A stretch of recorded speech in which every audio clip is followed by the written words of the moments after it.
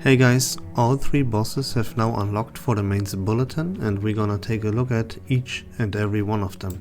We're gonna start off by looking at the Darkness of the Abyss right now and go over how to play against this perfectly. So let's take a look. First of all, the Darkness of the Abyss is from the mineral afflators, so you want to come in with characters from the star afflators. Furthermore, they inflict stacks of frostbite to you, and in order to get rid of that frostbite, you have to use 2 actions with the character that you want to remove the frostbite stacks from and here you can see this, right?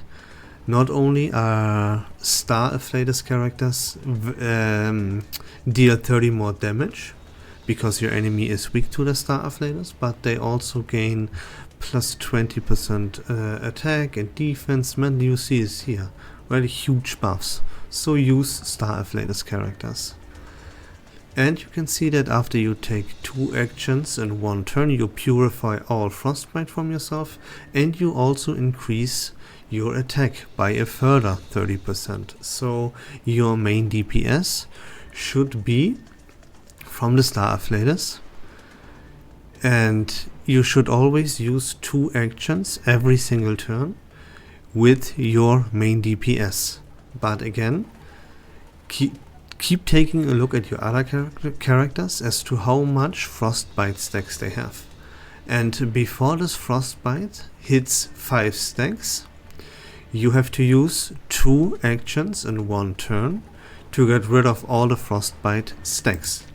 Because if that frostbite would hit 5 stacks, you will freeze, and that's how you would lose the battle, as this freeze status is detrimental.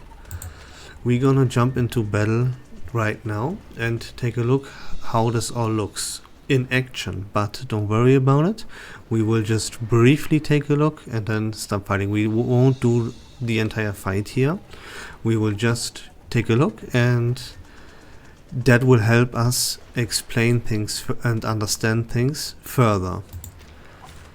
So let's do just that.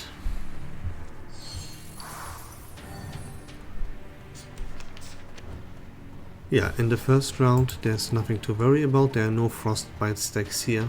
Frostbite stacks right now. And you can see you have 3 enemies at the same time, and these 2 here, they are pretty weak and they can be knocked out easily. And yeah, you should always do that, especially in my case, since my main DPS here is Lucy. I trigger extra actions whenever an enemy dies, and that gives Eureka to my sub DPS, which is 37, and so on and so forth. But yeah, let's now keep battle a little bit and take a look at these frostbite stacks. Yeah, again, keep in mind with your main DPS 2 actions per round to gain that plus 30% attack damage bonus.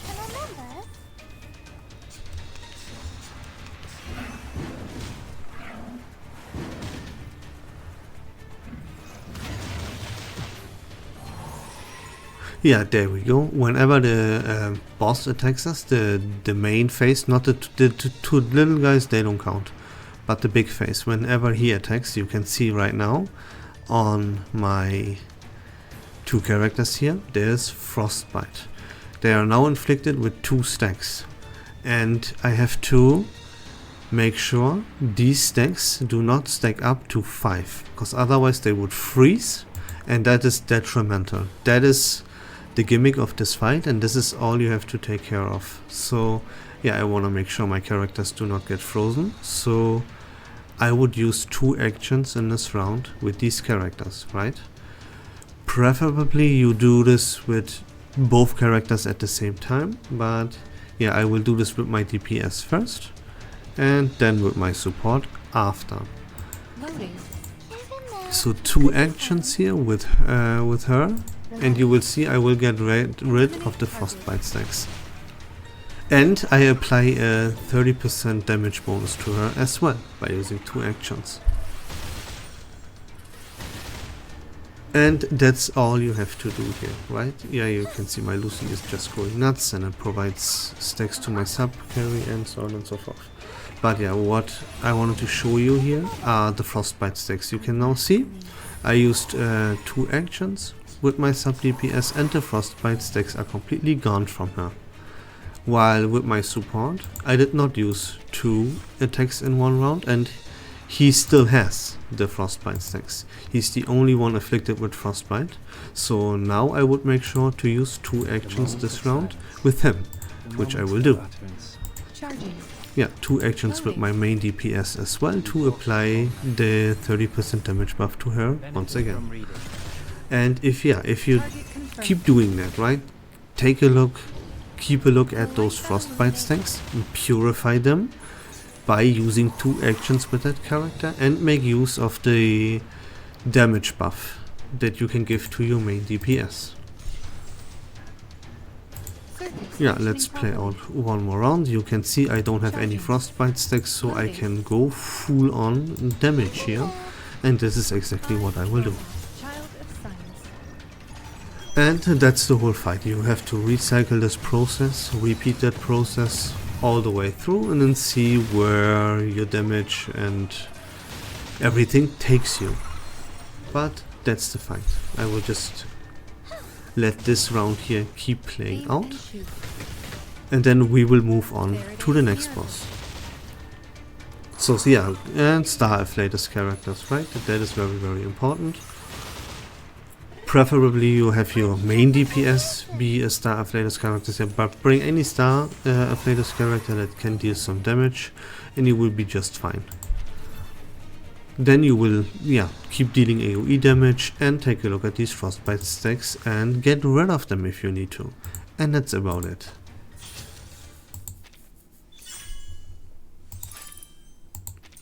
So that was the first boss for you. That was Darkness of the Abyss. Now let's move on to Fog of War and take a look at this boss.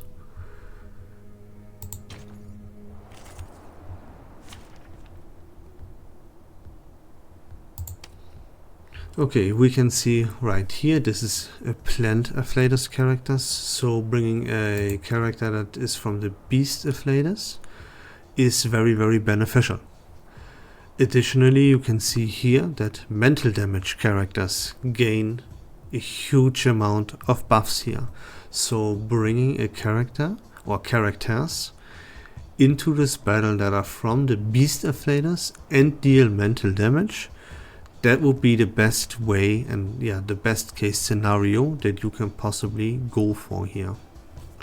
You can see that after you cast a counter or channel incantation, you gain Moxie for yourself. That's another thing you can add, right? And after taking an action, gain 5 stacks of Sheamed, which raises your damage.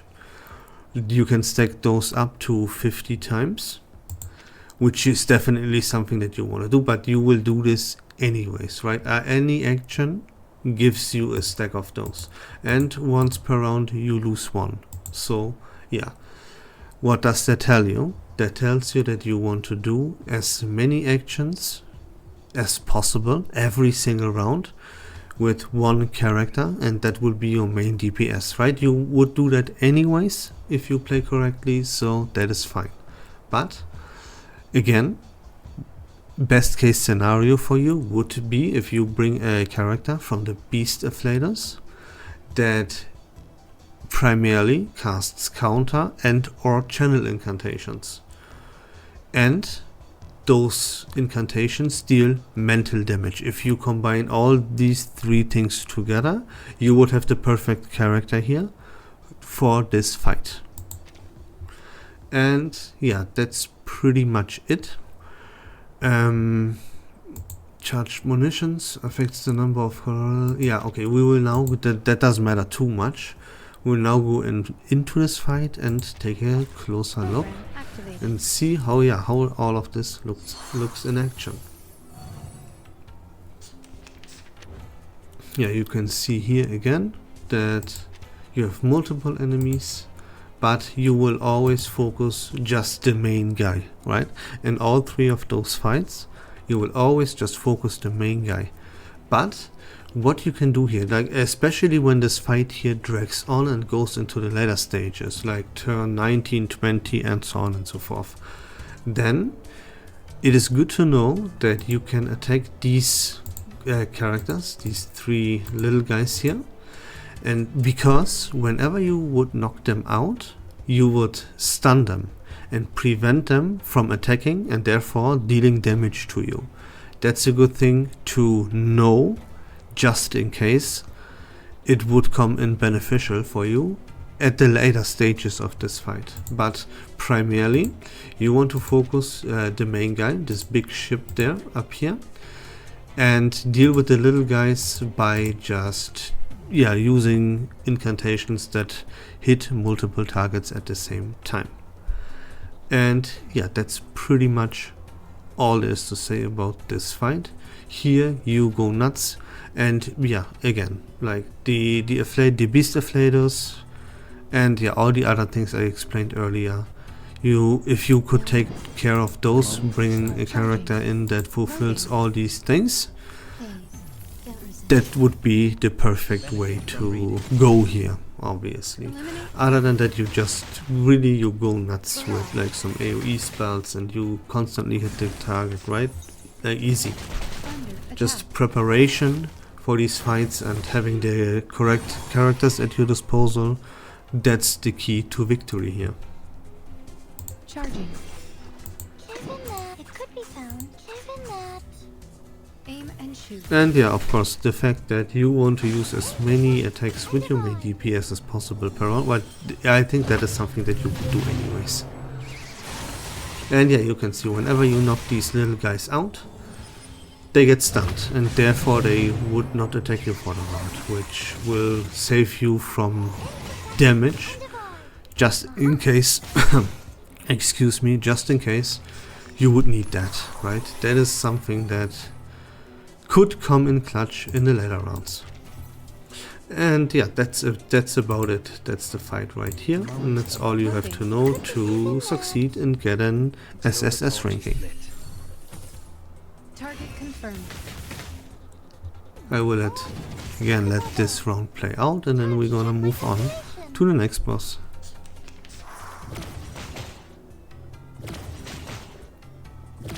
Under attack. Under attack. Yeah, there you go. This is how everything looks, and now you know how to best tackle this fight.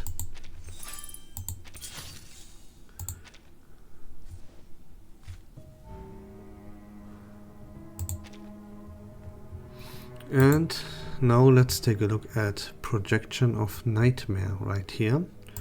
Let's go investigate and take a look at what's going on. So this one, you can see he is from this Primal Afflatus.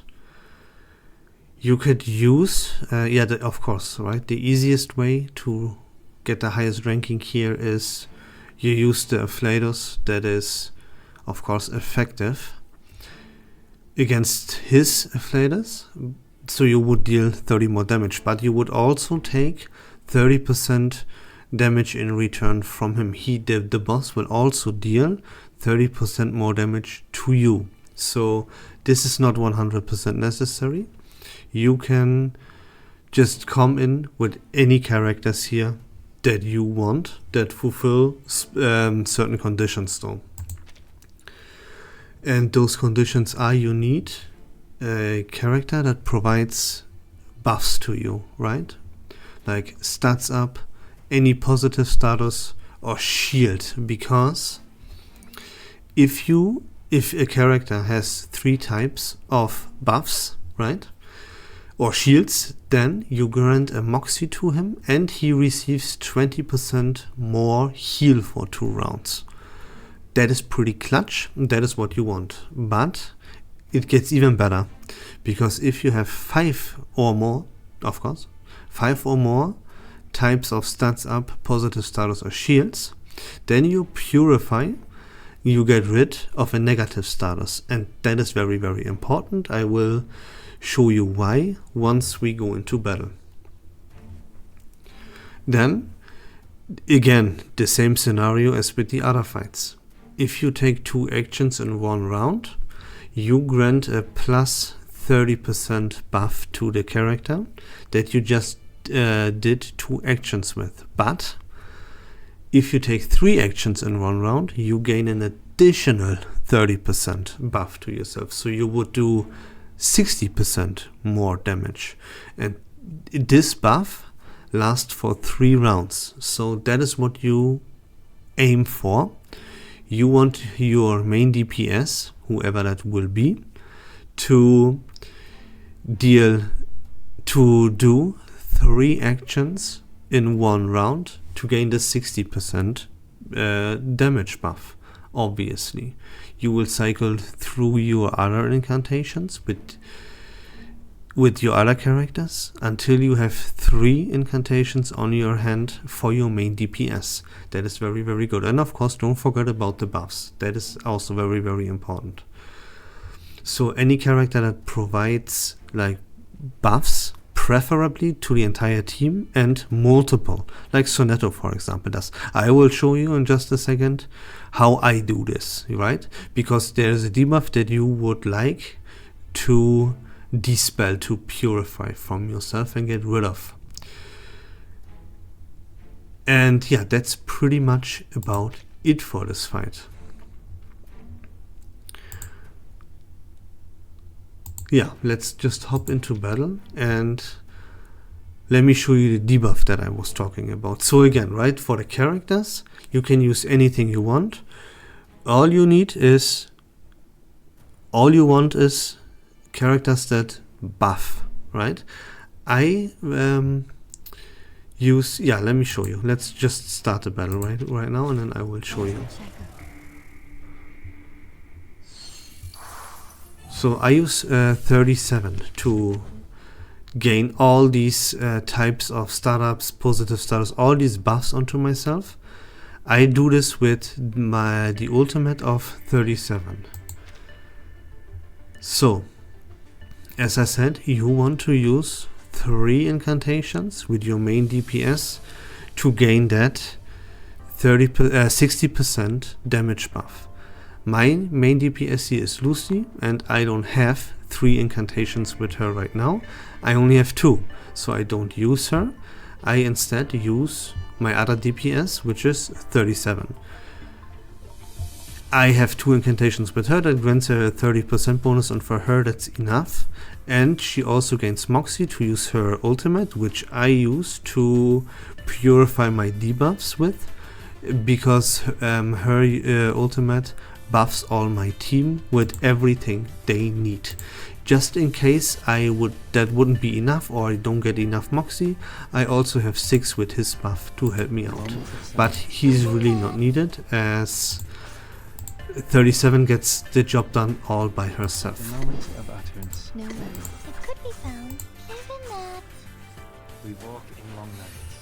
And again, you can see you have here multiple enemies, and yeah, if you get rid of like the 2 arms and stuff, the enemy won't even attack you in the first place. So yeah, you would aim at that, but that is something that you would always do anyways, so I think I don't have to mention it too much.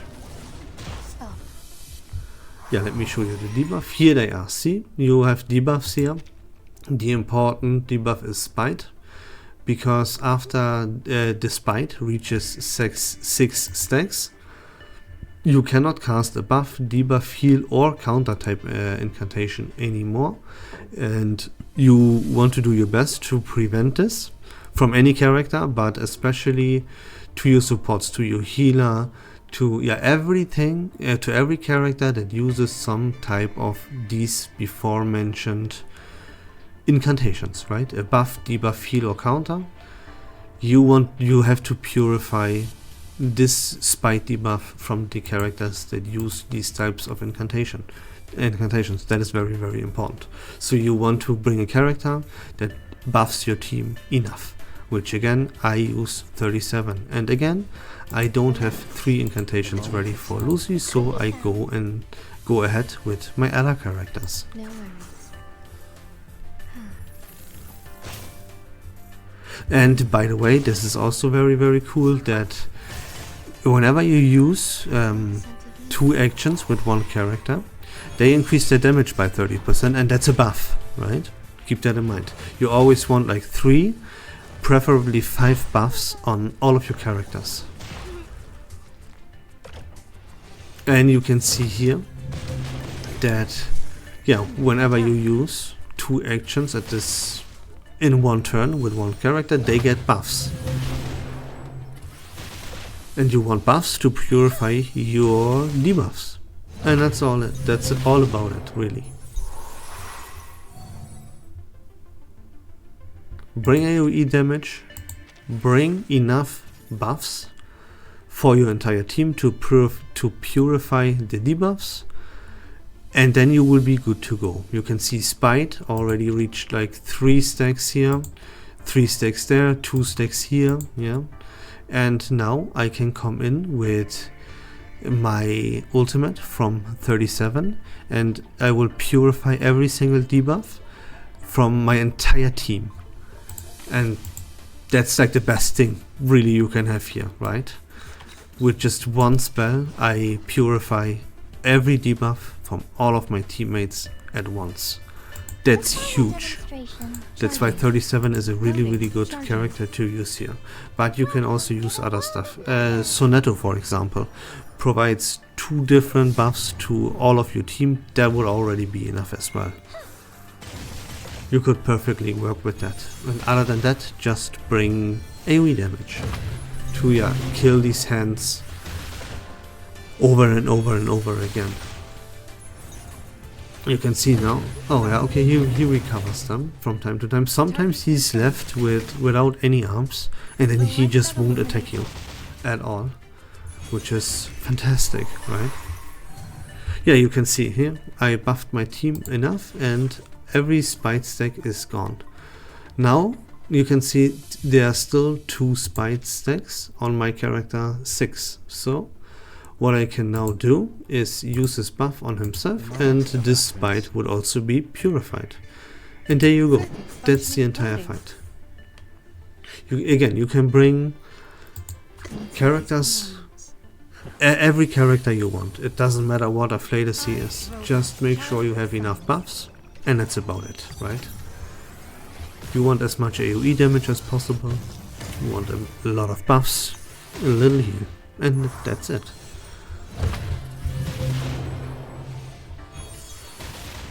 Keep these damage buffs in mind, of course. 3 actions with 1 character per round grants him a 60% buff for 3 rounds, damage buff. That is also something you want to make use of whenever you can. And that's the fight. There you go. The most important thing here is the stuff with the buffs to purify the debuffs, and that's really about it. That's all you have to know for this fight. And that is the mains bulletin for you. We covered now every single boss fight in this round of mains bulletin, and yeah, you should now be prepared in case you have the correct characters at your disposal. But even if you don't, you should still be able to gain an SSS ranking here if you just keep the most important things in mind, which I covered everything. For me, that is a little bit embarrassing that I only have an SS rank here in the middle in the Fog of War, but don't worry about it. I just did 1 attempt and I got a little bit greedy there. And yeah, I will get an SSS ranking on Fog of War later, okay? So cut me some slack there. It was just 1 attempt, I got greedy, and that was a mistake. That's about it. I hope that was informative and fun. If you like Reverse 1999 content in general, please consider leaving a follow on my channel. I would really appreciate it. But until next time, take care of yourselves, have a great day, and bye bye.